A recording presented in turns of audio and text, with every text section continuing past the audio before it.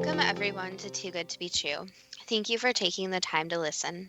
The subject of today's show is the Dead Sea Scrolls. Before we start getting into details, let's just briefly talk about psychic insight and how we apply it.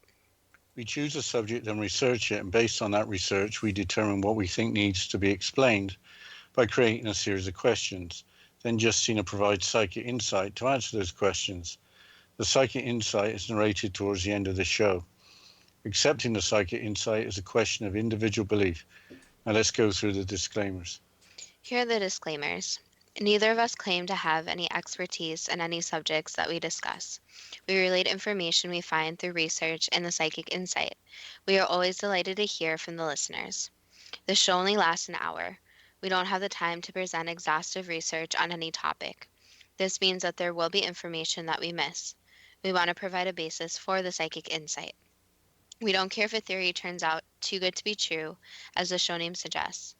We are only interested in finding out more of the truth about topics. Spirit can only relate insight that is appropriate for our time in history. Free will cannot be affected. Only comments that are appropriate for our time can be given through the psychic insight.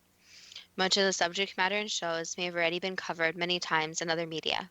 We want to look into subjects in a new, different way and be thought-provoking. We are not so good with pronouncing names, we apologize. Neither of us have any particular knowledge of history or theology. If we have misstated anything, we apologize. And we will be talking about events that may be contrary to those accepted in the mainstream. We respect everyone's opinions and beliefs. Before we get into the subject matter of the Dead Sea Scrolls, there have been over the centuries wars fought over different ideals and beliefs. That makes me wonder if ideals and beliefs were the real reasons or just a means of getting the masses to unite and to go and fight. I expect that the people that have been involved in wars didn't have any real choice. Alternative ideas or beliefs would have meant punishment or death. Saint Maximilian of Tebessa was the earliest conscientious objector. He was a Christian who did not believe that it was right to serve in the Roman army. He was beheaded in 295 AD, age 21. Emperor Constantine issued the Edict of Milan, which accepted Christianity in 313 AD. By 323 AD, it had become the official religion of the Roman Empire, apparently uniting the empire. In 325 AD, the First Council of Nicaea's main accomplishment was to establish the divinity of Jesus as the Son of God. This is part of the debate surrounding the content of the Dead Sea Scrolls. To be a good Roman citizen, apparently you had to follow the official version of biblical events. If there are alternative events included in the Dead Sea Scrolls, has there been a cover-up, as some allege? The Dead Sea Scrolls get some coverage in the mainstream media, but seem to receive relatively little public interest. Maybe ancient writings found in jars and caves just aren't that interesting.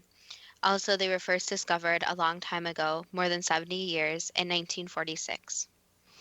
Perhaps claims of alternative interpretations or a cover-up will make the subject more interesting.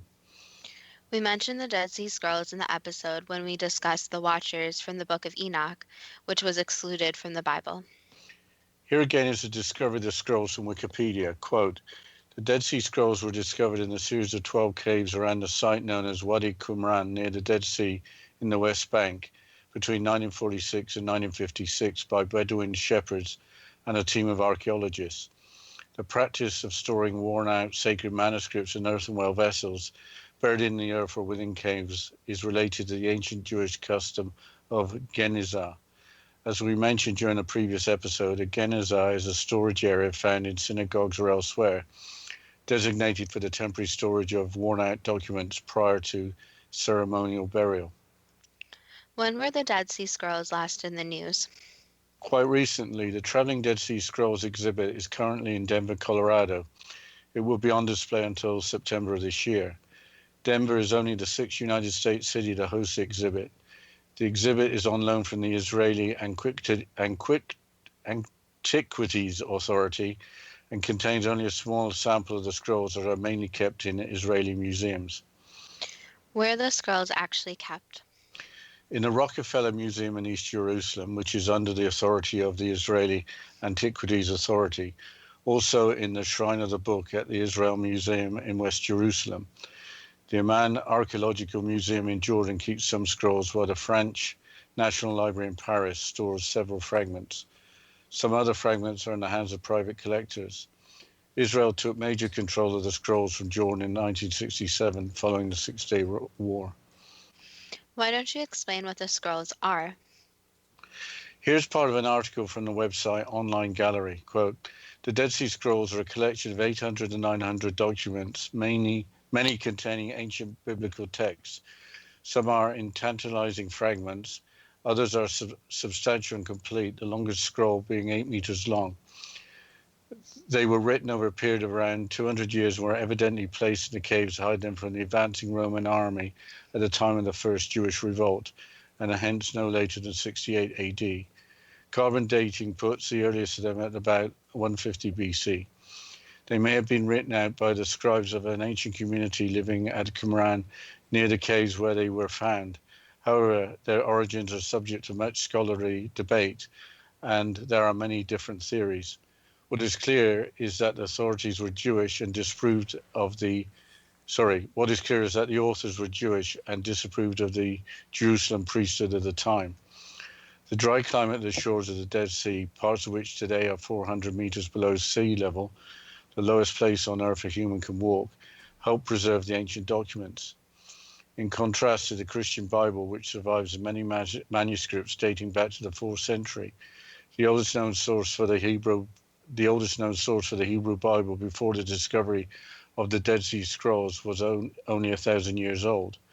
They are therefore the earliest surviving sources we have for the Hebrew Bible by almost 1,000 years, unquote. The article doesn't mention the scroll that was written on a copper sheet, which we will talk about later. What do the scrolls contain? Again from the website Online Gallery, quote, one of the scrolls found, about a quarter, are books of the Hebrew Bible, of what Christians call the Old Testament. All the books, in fact, except Esther and Nehemiah. The most common books found are Psalms and Deuteronomy. A further quarter are religious texts not part of a standard Bible, such as the Book of Enoch or the Book of Jubilees. The rest are other religious texts and a range of secular writings, including lists of laws, advice on warfare, and a catalogue of places where treasure was buried. About 1 in 6 of the scrolls have not yet been identified. Over 3/4 of the scrolls were written in Hebrew.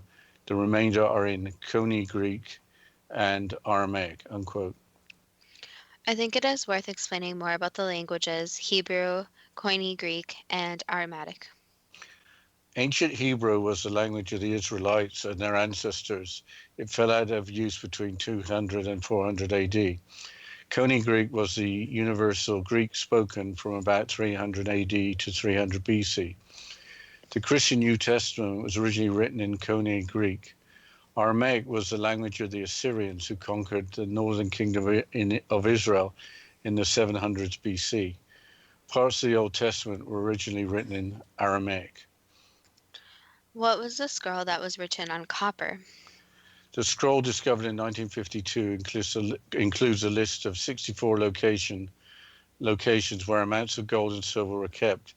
If gold and silver have been found, it is not publicly known. It doesn't seem that the discovery of the Dead Sea Scrolls has changed much of anything. If these ancient scripts are the earliest form of the Old Testament, it seems that there weren't many reports of differences between older and newer versions. Apparently, prophecies by Ezekiel, Jeremiah, and Daniel not found in the Bible are written in the scrolls. Let's talk about the Essenes, who are also thought to be the authors of the scrolls. Here's part of an article from the Gaia website, quote, so who were these people who wrote the Dead Sea Scrolls? The beliefs and the lineage of the Dead Sea sect, as they're generally referred, have been debated, but many believe them to have been a group of Jewish ascetics known as the Essenes.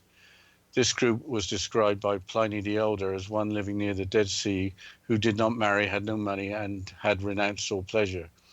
The Essenes dedicated their lives to preserving the Jewish Bible and were thought to be apocalyptic sect that was preparing for a rapture like Judgment Day, when their righteous lifestyle would lead them to redemption. There's been endless debate as to who the Essenes really were. Some have pointed out their location would have been the perfect hub for trade, located 13 miles from Jerusalem and only a couple of hours from Jericho. Though Pliny the Elder's descriptions are most often referenced, it seems to have some contradictions, and others have pointed out that the people who inhabited the Qumran plateau had been a thriving culture for many generations. The scenes were likely a small offshoot of that population at Qumran, who were steeped in the mysticism of a newly formed sect. This faction was probably not popular among the main sects of Judaism. These people were led by one that they called the teacher of righteousness, an entity who bore an uncanny resemblance to Jesus, unquote. Pliny the Elder was a Roman commander and geographer who perished during the destruction of Pompeii. Apocalyptic means prophesying the destruction of the world. After this short break, we'll talk about what the Essenes believe and more information about the Dead Sea Scrolls. And you're listening to Too Good to Be True with Justina Marsh and Pete Marsh on the X Zone Broadcast Network, www.xzbn.net.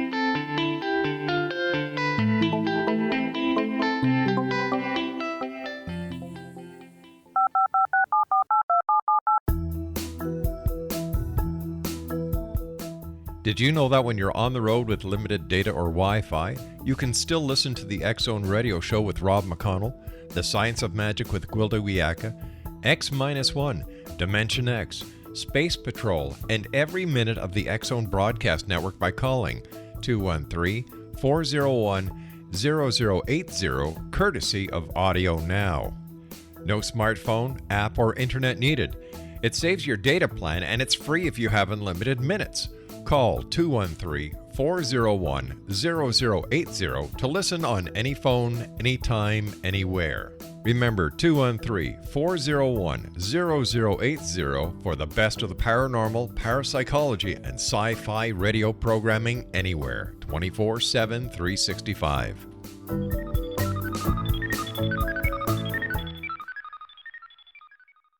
You have heard of the X Zone? Now watch it on Simul TV.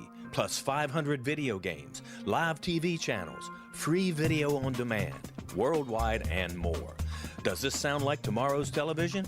Well, it is, but you can have it today, right now. It is Simul TV. Simul TV offers what the others only wish they could provide. 15 exclusive channels like X Zone, sci-fi, and horror. We are worldwide. No other provider offers that. 500 built-in video games. No need to have an extra expensive system. We have them included. Free video on demand. Live streaming events from around the world. Interactive online network and much more. Tomorrow's TV today. Simul TV. Sound too good to be true? Well, it's not. You can have Simul TV today. Sign up at simultv.com. Do it today.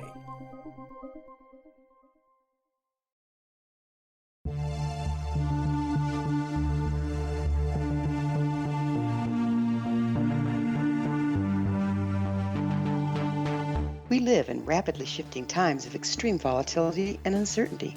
Such profound change brings a unique opportunity for the evolution of consciousness. I'm Gwilda Wiyaka, host of Mission Evolution Radio Show, a program that explores the latest scientific developments and deepening spiritual truths supporting human evolution. Join me on xzbn.net, where I interview leading experts in science, physics, medicine, spirituality, and more. By applying divergent viewpoints to leading-edge topics, we uncover expansive and evolutionary truth to assist you on your path to enlightenment. More information and past episodes are available at missionevolution.org.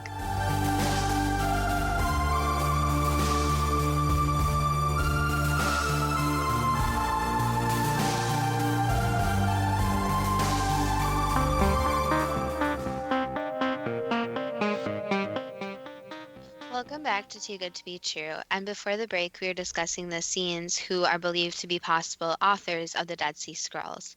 So, what did the Essenes believe? There is an Essene Spirit website that goes into great detail, but the following is just a small part of the content. Quote, they thought, and rightly so, that they were the heirs of God's sons and daughters of old and heirs to their great ancient civilization. They possessed their advanced knowledge and worked assiduously in secret for the triumph of the light over darkness of the human mind. They felt that they had been entrusted with a mission which would turn out to be the founding of Christianity and of Western civilization. They were supported in this effort by highly evolved beings who directed the brotherhood. They were true saints, masters of wisdom, hierophants of the ancient arts of mastery. They were not limited to a single religion, but studied all of them in order to extract the great scientific principles. They considered each religion to be a different stage of a single revelation. Unquote. A hierophant is an interpreter of sacred mysteries or esoteric principles. What happened to the Essenes? After 70 AD, when the Romans defeated the Jewish people, they were no longer able to follow their spiritual way of life and apparently became dispersed. So, where does the alleged cover-up come in? Here's another part of the Gaia article. Quote, a number of similarities between the Essenes' mysticism and the story of Christ perplexed scholars of the scrolls. The use of the term Son of God was found to have been used long before the time of Christ was presumed to have lived, and was often used in the imagery of the Essenes. There is also mention of a council of 12, a communal meal, baptisms, healings, and the coming of a Messiah, all analogous to the story of Jesus, unquote. The article continues, quote, despite strong documentation of this third sect, lasted between the 2nd century BC to the 1st century AD, they are never mentioned in the New Testament. This has led some to believe that this is because the Essenes were a Jewish sect whose story was misinterpreted, later becoming known as Christians, unquote. So, the alleged cover-up is that the Essenes were the original Christians. Also, the Messiah was actually one of the Essenes and not from the tribe of Judah. Yeah, that's what is appearing to be alleged. So, how could a cover-up have been arranged? That's all in the book, The Dead Sea Scrolls Deception by Michael Bygent and Richard Lee. Wikipedia provides a description. Quote, The Dead Sea Scrolls Deception, 1991, is a book by authors Michael Bygent and Richard Lee. Rejecting the established scholarly consensus that the Dead Sea Scrolls were the work of a marginal Jewish apocalyptic movement and following primarily the thesis of Robert Eisman, the authors argue that the scrolls were the work of Jewish zealots who had much in common with and may have been identical to the early followers of Jesus, led by his brother, James the Just. Their unconventional hypothesis provides a different version of the history of early Christianity and challenges the divinity of Jesus. Lee and Bygent describe how the scrolls were kept under wraps for decades by a team dominated by Catholic scholars under the leadership of a Dominican friar, Roland Deveau. They contend that the preconceptions of Deveau and other members of the team led them to ignore evidence of the probable 1st century provenance of many of the scrolls and instead to consign these scrolls safely to the distant past, unquote. Professor Robert Eisman is the director of the Institute for the Study of Judeo-Christian Origins at California State University, Long Beach.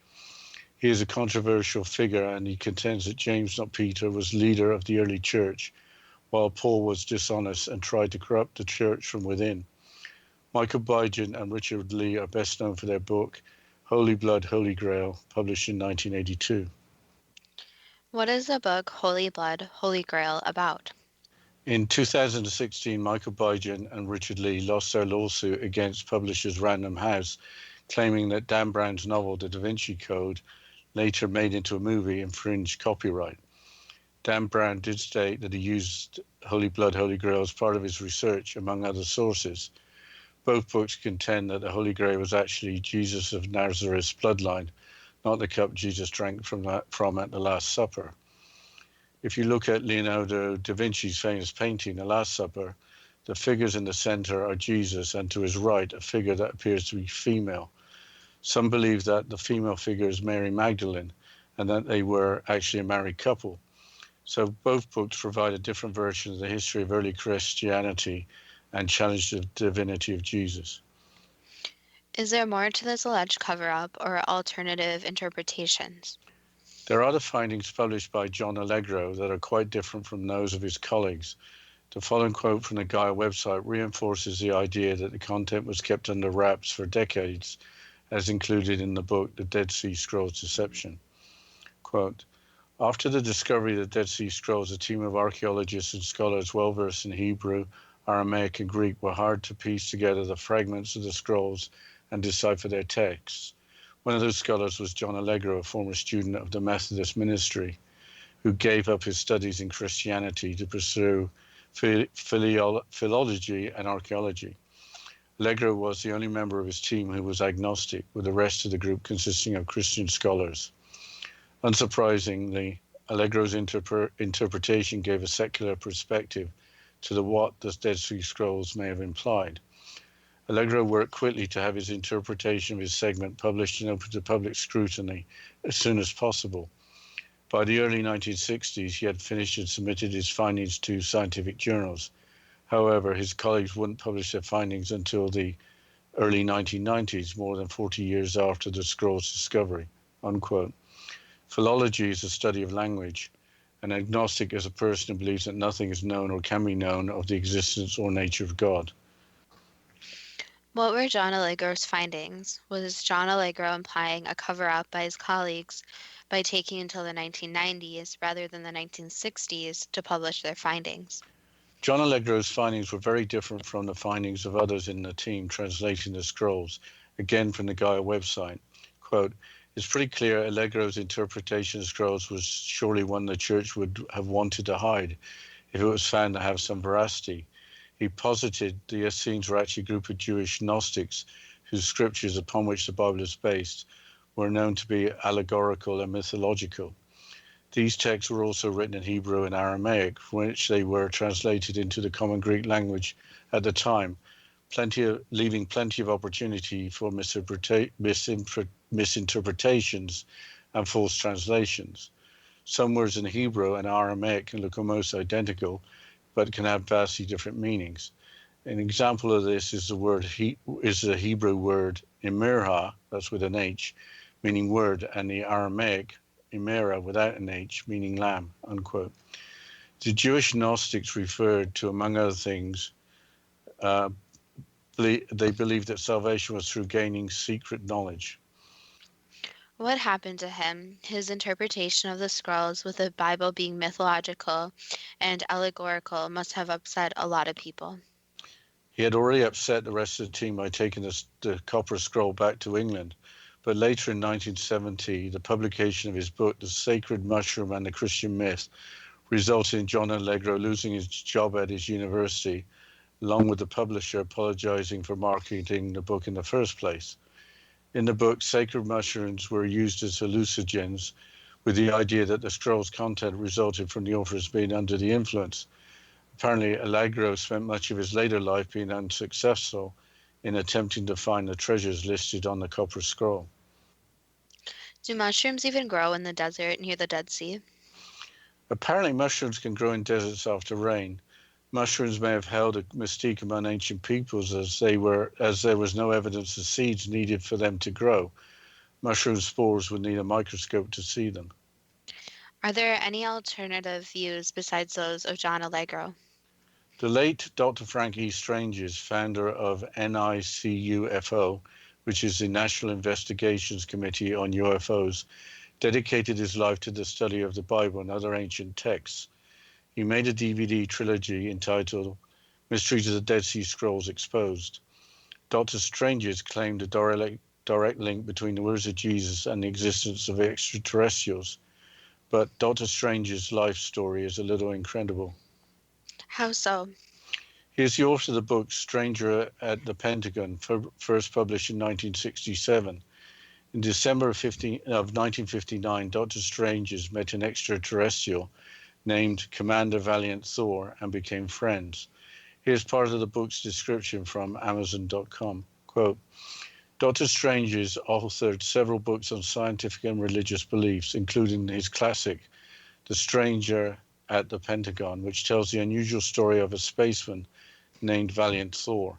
Because Thor was a real person who appeared in public on a few occasions, the legend of the Stranger at the Pentagon has grown, becoming a real head-scratcher for 21st century UFO researchers. Today, it is still one of the hottest topics in ufology, having spawned various other books, documentaries, and even feature Hollywood films, unquote.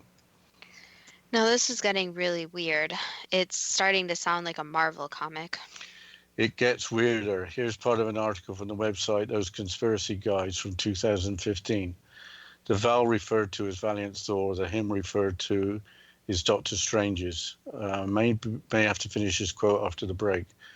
The story of Val presented him with was that on March 16, 1957, in Alexandria, Virginia, Val's ship, the Victor I, landed, and he and his crew of 3, Jill, Don, and Tanya, were greeted by 2 police officers, and after some quick thought transference, had them call their superior officer, who called the Pentagon, and a meeting was arranged with Neil H. McElroy, the Secretary of Defense. I think we'll have to continue with this quote and continue talking about the Dead Sea Scrolls after the short break. And you're listening to Too Good to Be True with Justina Marsh and Pete Marsh on the X Zone Broadcast Network, www.xzbn.net.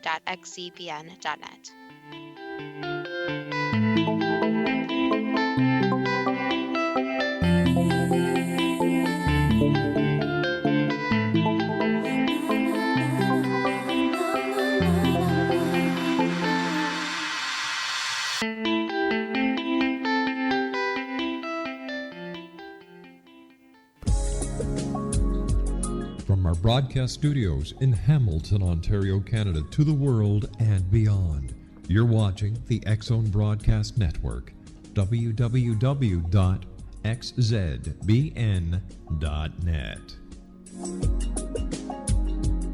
AVS Media. You have heard of the X Zone?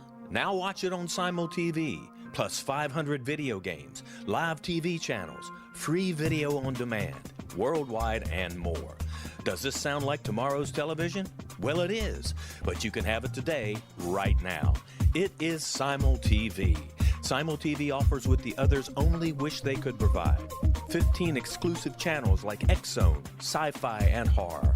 We are worldwide. No other provider offers that. 500 built-in video games. No need to have an extra expensive system. We have them included. Free video on demand. Live streaming events from around the world, interactive online network, and much more. Tomorrow's TV today. SimulTV. Sound too good to be true? Well, it's not. You can have SimulTV today. Sign up at simultv.com. Do it today.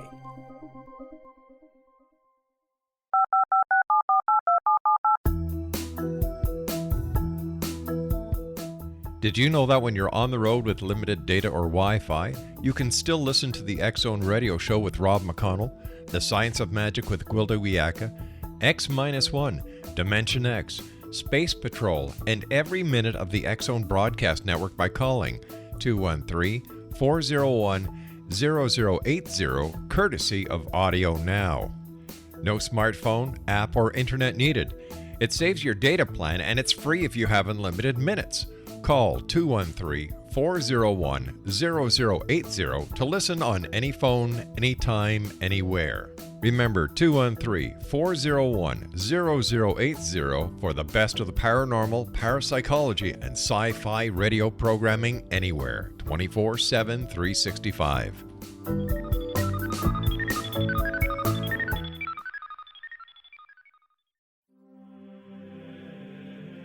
Rob McConnell here, presenting an overview for Nicholas Paul Jennings, author of a fascinating book, Amen. It presents facts revealed by Egyptologists, facts that enable us to understand why Amen is the beginning of creation of God.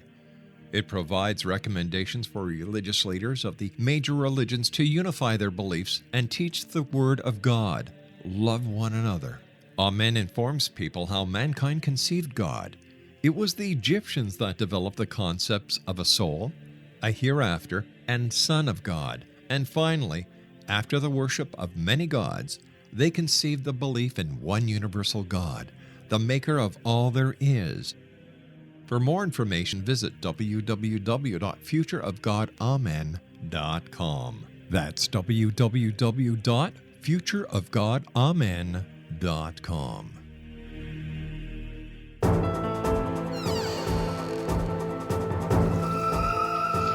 Welcome back to Too Good to Be True. And before the break, Dad, you were quoting from an article, those conspiracy guys, about a story of Val, who's Valiant Thor, and him, who is referred to Doctor Strange as. So, Dad, can you please continue with this quote? Sure.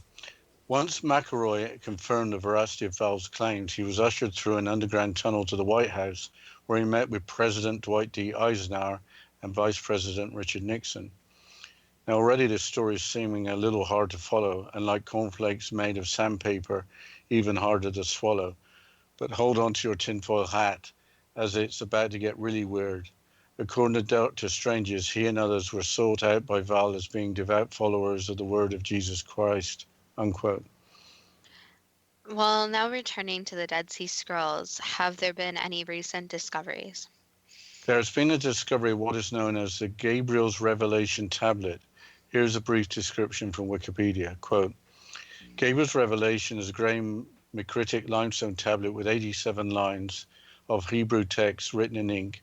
It measures 37 centimeters by 93 or 76 centimeters in height. While the front of the stone is polished, the back is rough, suggesting it was mounted on a wall. The writing is a collection of short prophecies written in the first person by someone identifying as Gabriel to someone else in the second person, singular.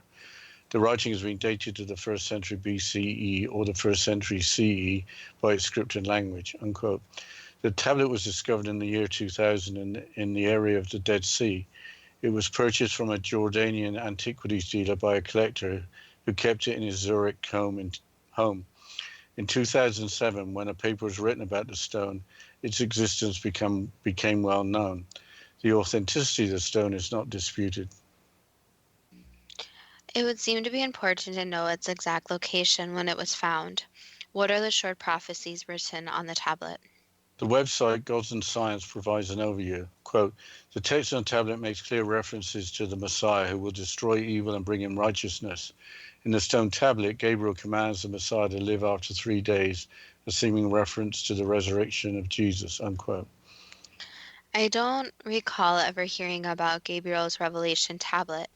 I'm surprised it hasn't been more in the news. Until this week, I had never heard of it either. It is as if attention is not being drawn to these ancient artifacts. Are the scrolls available to view online? The Leon Levy Dead Sea Scrolls Digital Library allows web browsing in the scrolls that have been digitized, with more being uploaded over time. But who is going to be able to translate what they see in front of them? With that, I think you should ask the first question. In fighting wars over the centuries, what has been more important, the ideals and beliefs themselves, or those in power applying an accepted set of ideals and beliefs to unite opposing groups? So that could be answered two ways, since it really depends on individual circumstances, but it leans more towards the second answer overall, but sometimes it is the first answer. Why did the Roman Empire give up its pagan gods to become Christian? Was it a means of uniting an empire or for more idealistic reasons? More for uniting the empire, and basically whatever the leadership believed, it was transferred down to other peoples. In 325 AD, why was the First Council of Nicaea's establishment of the divinity of Jesus as the Son of God the first priority? Because they wanted that idea and concept to be very solidified, where it was clear what they believed so it could be transferred to others. Why did it take until 1946 for the discovery of the Dead Sea Scrolls? Because they were well hidden, so they weren't available as other biblical texts.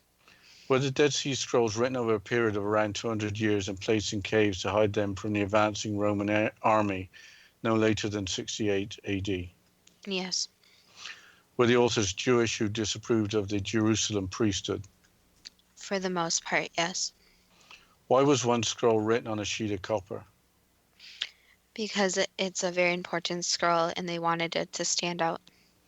With the exception of the books Esther and Nehemiah, are the Dead Sea Scrolls the original version of the Hebrew Bible?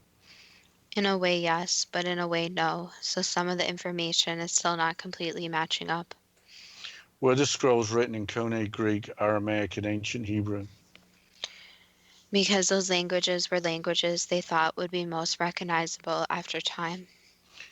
If the authors of the scrolls did not approve of the Jerusalem priesthood, why is their Bible very similar to the accepted text? Basically, because they believed a lot of it, but there were certain points that were different, so they emphasized the points that were different. Why are about 1 in 6 of the scrolls not yet identified? Because they are written in a way that it's very hard to understand, and there's still some scrolls actually missing. Will these missing scrolls be discovered in the future? Possibly, if there's more exploration. Did the Essenes author the Dead Sea Scrolls? Partially, yes. What is the overlap between the authors being Jewish and also being Essenes? Basically, it was a group of them, so it was different people. So some were Essenes, some were Jewish, and they wrote them together. So that's where the overlap in religion occurred. Were the Essenes an apocalyptic sect dedicated to preserving the Jewish Bible? Yes, that could be said. Were the Essenes leading a righteous lifestyle in order to receive redemption? Yes. Where did the idea come from that mankind needs redemption? Basically, you could think of it as kind of a concept that started way before their time, where good and bad things happen to people. And the belief became that if you do something bad, then something bad may happen to you, which leads into the idea that if you do something good, you might go to somewhere good. So it leads back to this place where people basically believed that their actions and their thinking affected what occurred to them, and that if they did something bad, that something bad would happen. And they wanted to try and avoid this and make it so that they would go to a good place, since especially even in death, death is a very scary concept. Who was the teacher of righteousness as described by the Essenes? Basically, it was more of a belief than an actual person, so it was more of a vague concept. So it was kind of, you could think of it as they put it into one person, but there really wasn't a name to this person. Did the Essenes believe that they were the heirs of God's sons and daughters of old, the heirs to their great ancient civilization? In a way, yes. Did the Essenes possess advanced knowledge? Not exactly, no. Did the Essenes work assiduously in secret for the triumph of the light over the darkness of the human mind? They tried, yes. Did the Essenes believe they were entrusted with a mission which would become the founding of Christianity and of Western civilization? If you want to call it Christianity, then yes. But yes, that was one of the things that they did think. Were the Essenes true saints, masters of wisdom and interpreters of the ancient arts of mastery? Not exactly, no. Were the Essenes not limited to a single religion, but studied all of them in order to extract the greater scientific principles? No. Did the Essenes consider each religion to be a different stage of a single revelation? No. Are there a number of similarities between the Essenes' mysticism and the story of Christ? There are similarities, yes.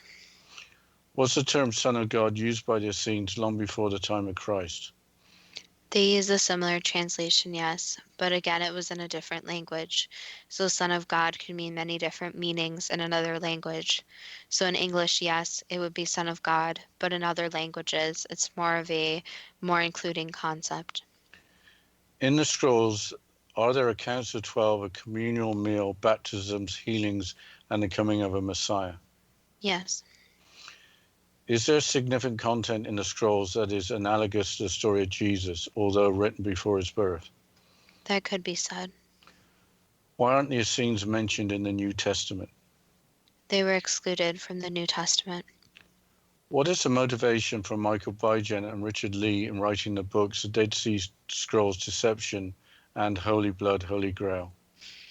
Basically, to connect the Dead Sea Scrolls and to get the information out there, since the Dead Sea Scrolls are not something that is widely acknowledged or widely studied. Were the scrolls associated with the early followers of Jesus led by his brother James suggest? That could be said. Was the content of scrolls kept under wraps for decades as a cover-up, as alleged in the book, The Dead Sea Scrolls Deception? Some of the scrolls were hidden away, yes. Is Robert Eisman correct in his contention that James, not Peter, was the leader of the early Christian church? That's the rumor, yes. And the problem is that with the New Testament, only certain people's accounts were chosen, which makes it very tricky. As suggested by Robert Eisman, was Paul not as he is represented in the New Testament? That could be a theory, yes. Is there anything more you can say of Paul as he was a big presence in the New Testament? Basically, that you can kind of think of it as, as a book that was written with each individual account. But the problem is that with any conversation, if the whole conversation isn't written word for word, then there will be gaps. There will be information that's not exactly completely what occurred or what was said. So the problem is that with a written word, it is not the same, for example, as a recording, where you get the whole perspective. So that's the issue with a lot of written texts, is that there's the account from the person, there's the account from the other person that had the conversation. And there is a true account that, unless written word for word, may not always be 100% accurate. I think we're going to have to continue with the next question after the break, Justina. Yes, we'll continue with the questions and the psychic insight after the short break. And you're listening to Too Good to Be True with Justina Marsh and Pete Marsh on the X Zone Broadcast Network, www.xzbn.net.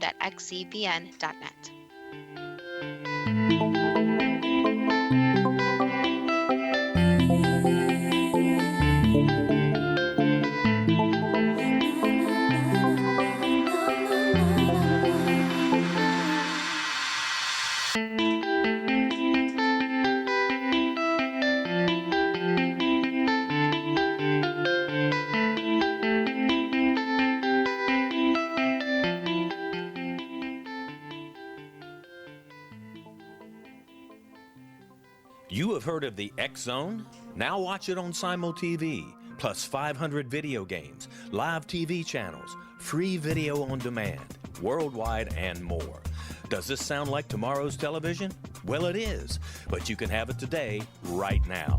It is SimulTV. SimulTV offers what the others only wish they could provide. 15 exclusive channels like X Zone, sci-fi, and horror. We are worldwide. No other provider offers that. 500 built-in video games. No need to have an extra expensive system. We have them included. Free video on demand. Live streaming events from around the world. Interactive online network, and much more.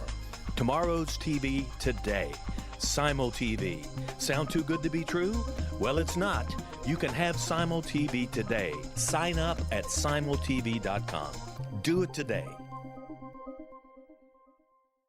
The new nonfiction book, Razor of Madness, is similar to cult movies like Clockwork Orange, Dragon's Tattoo, or The Other Side of Hell. Wayne Morin Jr. and Thomas Lee Howe will expose widespread and systematic deficiencies in this thought-provoking tell-all novel. Mind control rages among scholars in law schools. Human rights are ignored while thought reform and mental manipulation are accepted practices used as behavior modification. Dr. Louis Jolyon West comes to mind. Media and public scrutiny shows that United States mental hospitals are in fact destructive murder industries. Razor of Madness expose novel details this epidemic through an in-depth professional and personal investigation. For decades, there has been a revolving door policy that still releases killers and pedophiles back into society. The maestro of mind control continues to haunt America to this very day. Razor of Madness is available in paperback or as a downloadable ebook at Amazon.com.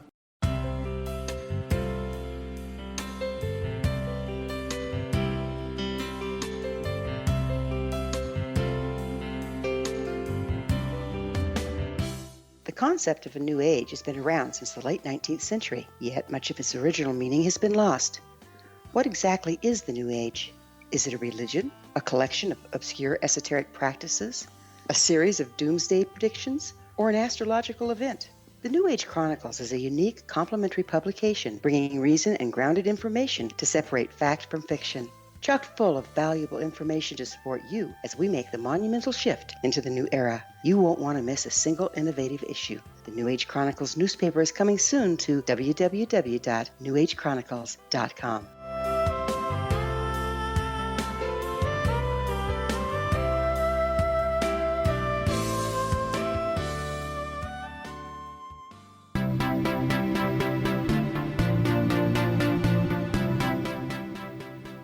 Welcome back to Too Good to Be True. And before the break, we were going through the questions and the psychic insight about the Dead Sea Scrolls.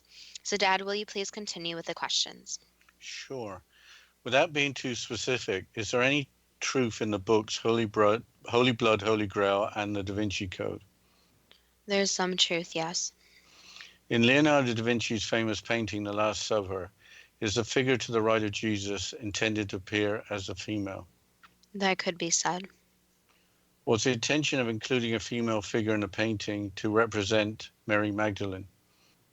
Vaguely, yes. Were the two figures in the center of the painting a married couple at that time or later? That could be said. Why was John Allegro able to complete his findings on translating the Dead Sea Scrolls by the early 1960s, whereas his colleagues took until the early 1990s? They weren't looking at the correct language to translate, so they were using a different, you could call it a different slang version than he was using a different slang version of the language. Was John Allegro correct in what he was doing while the others were catching up? In a way, yes. Was John Allegro correct in thinking that the Essenes were actually a group of Jewish Gnostics? Not exactly, no. Was there plenty of opportunity for misinterpretations and false translations, owing to similar words in Hebrew and Aramaic having vastly different meanings? Yes. Why weren't the treasures listed on the copper scroll ever found? Because they're still hidden. Was that why the copper scroll was so important? Yes. Did the authors of the Dead Sea Scrolls consume magic mushrooms which acted to influence their writings? No, they were not on magic mushrooms. Were mushrooms seen as mystical in ancient times as their seeds were not obvious? Yes, and different herbs also, but it was more of a recreational party type thing. So it wasn't, you could think of it, it was not something when they had to do something serious, but more of when there was a party going on. Why was John Allegro so intent on different version of Why was John Allegro so intent on a different version of history than the birth, life, and death of Christ, as included in the New Testament? Because it did not line up with what he believed. Was Frankie Strange's correct in claiming a direct link between the words of Jesus and the existence of extraterrestrials? In some people's minds, yes. Did Frank E. Stranges meet an extraterrestrial named Commander Valiant Thor, becoming friends in the process? Yes, in his mind. Did Valiant Thor appear at the Pentagon? Yes. Did Valiant Thor have a crew of 3 named Jill, Don, and Tanya? Those are English names, but that could be said. Did Valiant Thor meet President Dwight D. Eisenhower and Vice President Richard Nixon at the White House? Yes. Did Valiant Thor seek out Doctor Stranges and others as being devout followers of the word of Jesus Christ? No. What was Valiant Thor's mission? Basically just to come down and observe and meet different people, but it was not anything to do with Jesus Christ. Why was the limestone tablet Gabriel's revelation created? That's a very complex answer, but what can be said is just because it was very important and that information needed to be written in something that was destructible, but not indestructible. Is the tablet from between the 1st century BC and the early 1st century AD, as indicated by its script and language? Approximately, but again, time is very new, so the time doesn't exactly matter. Does the text of the tablet make clear references to the Messiah, who will destroy evil and bring in righteousness? That interpretation is very loose, but yes, in some terms, yes. Does the text of the tablet include Gabriel commanding the Messiah to live after 3 days, without seeming to be a reference to the resurrection of Jesus? That connection could be drawn, but other connections could possibly be drawn. Why are digital renditions of the scrolls available online when only a very few could attempt a translation? Basically, that answers its own question, where not many people could read them anyways, so it doesn't matter that they are widely available. How many people in the world would be able to translate from the online digital renditions? Not many at all. It would have to take a lot of ancient language classes and a lot of ancient languages that were passed down. Have any of the scrolls been created as fakes? There have been some over the years, yes. Have any of the scrolls been destroyed because their content is contrary to accepted dogma? Yes. What would it take to achieve an undisputed, authentic translation of the Dead Sea Scrolls? Basically, the knowledge of the ancient language and getting rid of this human bias when translating. So, all the options for each word would have to be looked at and put together. So, it would probably take a team of different people, and also looking at each individual word from multiple different meanings instead of just assuming it's one meaning. Is there anything in the scrolls that directly questions the divinity of Jesus as later established at the First Council of Nicaea in 325 AD? Each text has a human interpretation. Every text has multiple interpretations. So it's really based on each listener how they want to interpret the Dead Sea Scrolls and other different texts. Since one, it was not originally written in English, and two, each passage is up for many different ways it could be coming across. So it's a hard thing in language is that you never really know how it's said unless it's spoken out loud. For the First Council of Nicaea in 325 AD, was the goal to provide official dogma rather than establish what the council members thought was the truth? In some people's minds, it was based on what they thought was the truth. But in any council, there's always going to be opinions, and it's very hard to know the truth after the fact. So the council should have happened sooner for one, and two, it's very hard for a group of humans to come together and make a decision when they weren't exactly there when the actual event happened.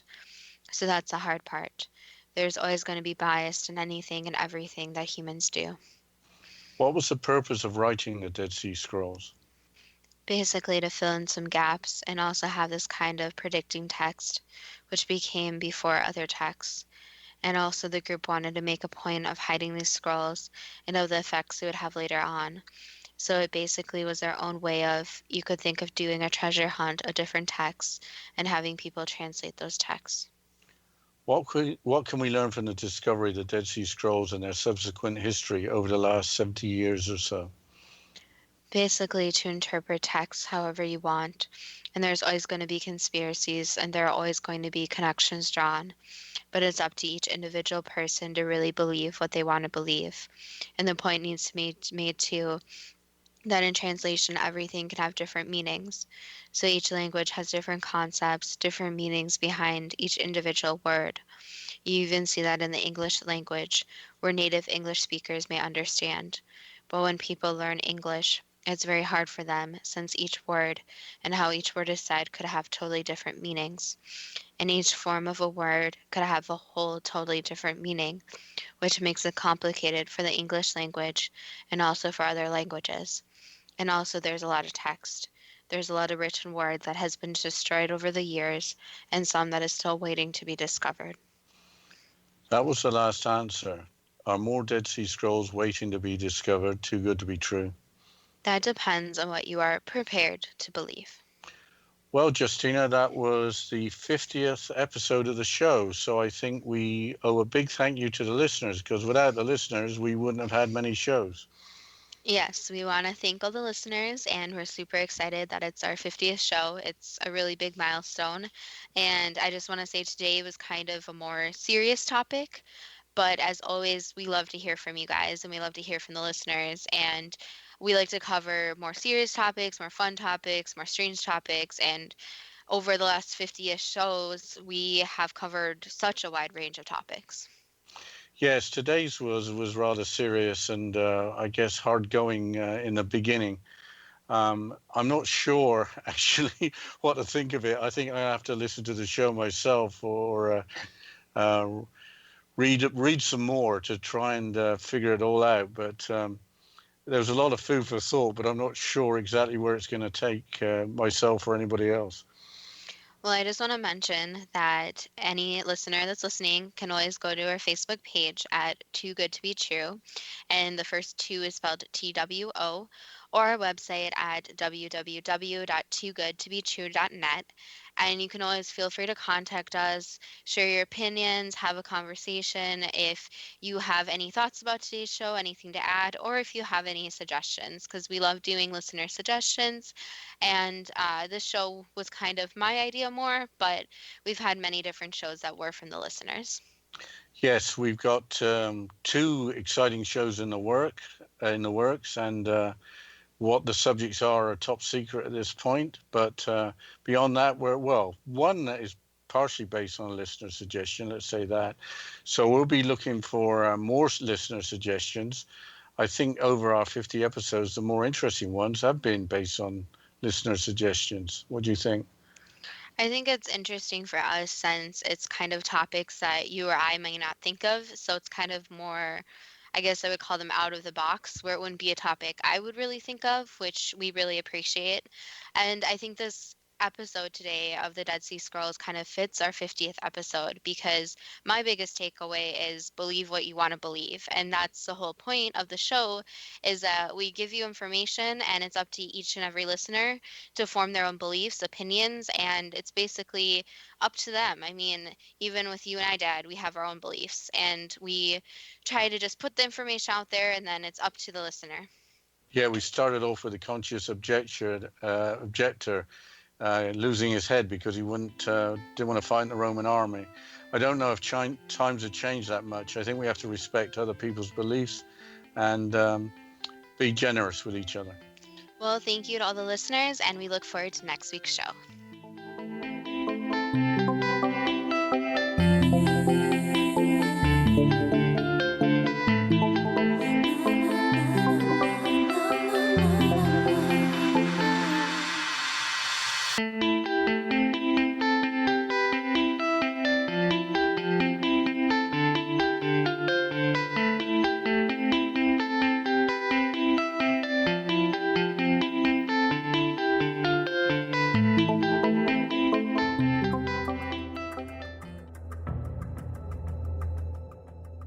Modern Esoteric, Beyond Our Senses by Brad Olson, consummates the lifology story about where humanity originates. It is the lost continents, the primitive wisdom, the mythos of creation, and the rethinking of ancient history as we are taught in academia. There is much more to the story than what we have been told. As this is the first book in the Esoteric series, Modern Esoteric starts at the beginning of time and accelerates up to this modern age. Future Esoteric is book 2 in the series and takes a forward-looking position ahead of today with an open and honest examination of the ET issue and various unexplained phenomena. To discover the writings of author Brad Olson, visit www.bradolson.com. That's www.bradolson.com.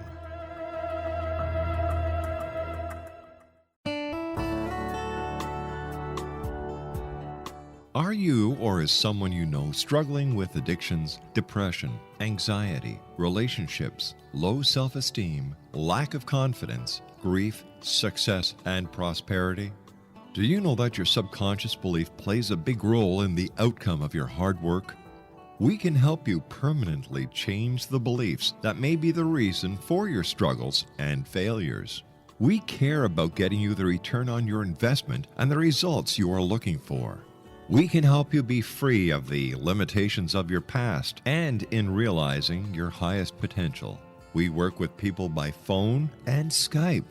For more information, visit us at www.ritasoman.com. That's www.ritasoman.com.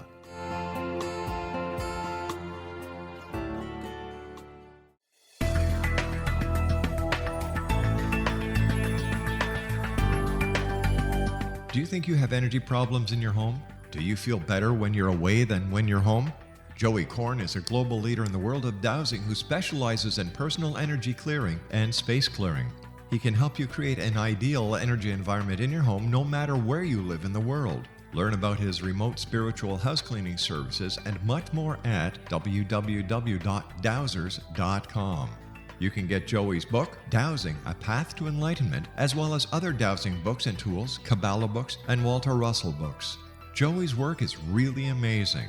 Go to dowsers.com right now. That's DOWSERS.com or call 1-877-DOWSING. That's 1-877-369-7464.